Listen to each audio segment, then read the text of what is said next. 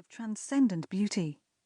So strong was the impression made that he dreamt of it again and again. It haunted his thoughts by day, his slumbers by night. In fine, he became passionately enamoured with this shadow of a dream.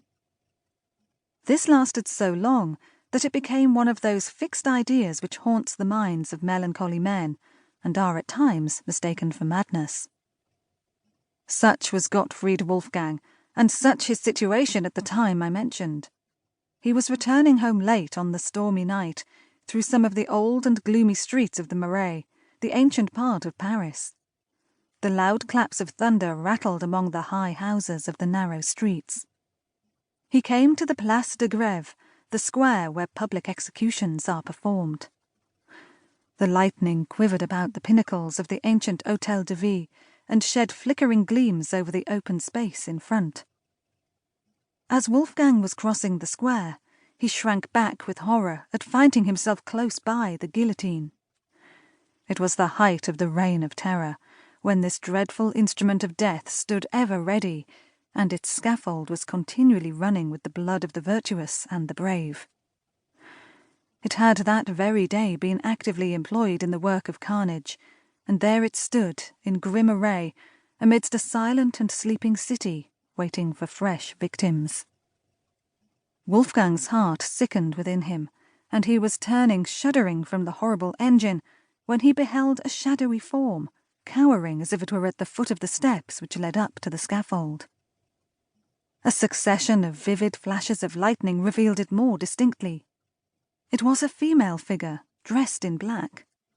She was seated on one of the lower steps of the scaffold, leaning forward, her face hid in her lap, and her long dishevelled tresses hanging to the ground, streaming with the rain which fell in torrents. Wolfgang paused. There was something awful in this solitary monument of woe. The female had the appearance of being above the common order. He knew the times to be full of vicissitude, and that many a fair head, which had once been pillowed on down, now wandered houseless. Perhaps this was some poor mourner whom the dreadful axe had rendered desolate, and who sat here heartbroken on the strand of existence, from which all that was dear to her had been launched into eternity. He approached and addressed her in the accents of sympathy. She raised her head and gazed wildly at him. What was his astonishment at beholding, by the bright glare of the lightning, the very face which had haunted him in his dreams.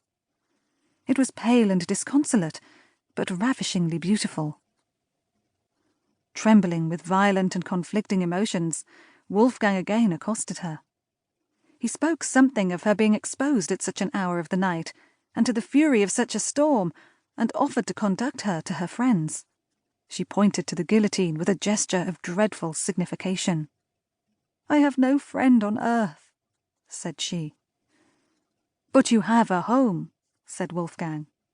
"Yes, in the grave." The heart of the student melted at the words.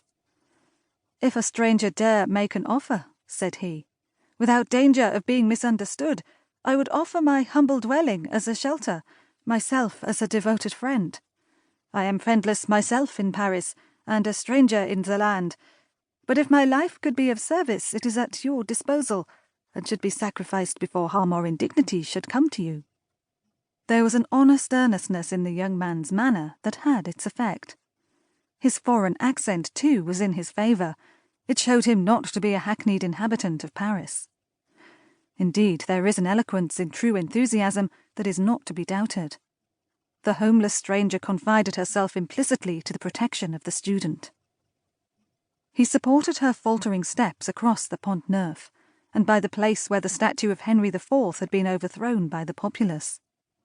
The storm had abated, and the thunder rumbled at a distance. All Paris was quiet. That great volcano of human passion slumbered for a while, to gather fresh strength for the next day's eruption. The student conducted his charge through the ancient streets of the Pays Latin, and by the dusky walls of the Sorbonne, to the great dingy hotel which he inhabited. The old portress who admitted them stared with surprise at the unusual sight of the melancholy Wolfgang with a female companion. On entering his apartment, the student, for the first time, blushed at the